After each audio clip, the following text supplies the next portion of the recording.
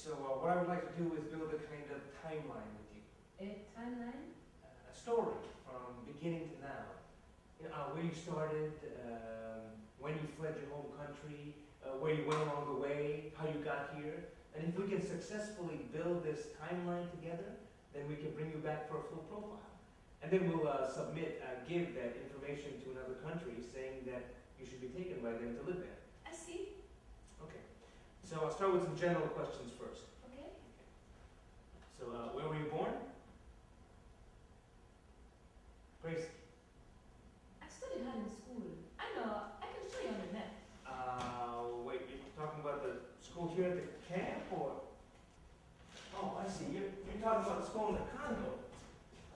So, you were born in the Congo? Uvira. I went to school there. Oh, did you like school? Yes, I loved it. Oh, that's good. What did you like best about school? We played Foursquare on the ground. I was very good at it. Well, how old were you when you played Foursquare? I was in standard 2. Is that the second year? Yes. So, you were about 7 years old? Maybe. Well, how old are you now, Grace? I'm 18. Okay, so that's good. So it's 2006 now, minus 18, so you were born in 1988 in Uvira, right? The teachers, they are not so good, but I love geography. I love maps, the lines. I studied all the lines in the book. They're never straight, like the rivers. Yeah, the rivers, yes, they aren't straight. When we went to the camp, I ate fish at the river. We caught them ourselves, and sometimes when we caught more, we sold them along the roadside. We met a lot of people along the way. There's this girl who got shot in the foot, and she was on the side of the road screaming. We tried to help her, but then she couldn't walk anymore, so we had to leave her. We didn't need to leave her, but she couldn't go anymore. We left her in the village with the doctor. She was really in a lot of pain. Grace, let's see, I'm really sorry for what happened to this woman and that you had to leave her, but her story is not so important to your case. Why?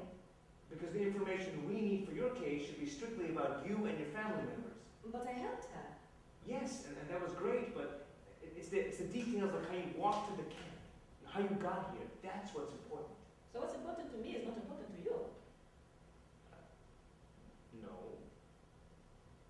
it's important, but it's not so important for us, for this timeline we're building together. Does that make sense? What is important to you? It's the details, like how you walk to the camp. That's what's important. No, I mean, what is important for you in your life?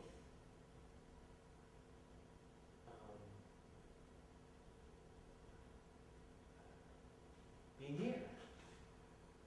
Helping you. That's important to me. He was lying. Look, I thought we were supposed to be doing the interview together. I know that you do not think so, but he was.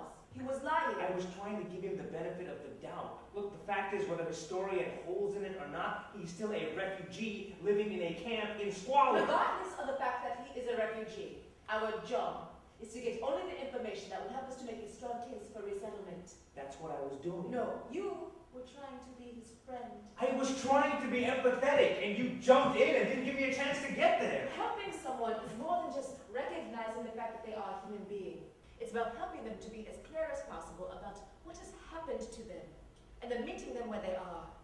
Clarity of thought from you will help them more than your desire to be their friend. I was not trying to be his friend. He needed someone to take charge in there. He was clearly the one leading the interview, not you. What? I was letting him talk, giving him a chance to tell his story. He was giving a big story and going around in circles, but he was not giving you the information needed for the claim. You think he was making it up? I don't think. I know he was. There is no way that a local government official would warn a simple village photographer about a raid just in time for him to flee with all of his family. So what are you saying? He was a spy. A spy? He had inside connections. You have to learn to listen to not only what they are saying, but what they are not saying. You can't judge just by what you hear. Don't fall in love with the story. Keep a distance. And these parents, they thought that since I could speak French and I was a student and I had that kind of a sang-froid that I used to have when I was younger, you know, you kind of want to jump on everything, you don't want to say no. maybe I could have the courage to go and speak to the leaders of these rebel groups and convince them to release these children who had been abducted from my village.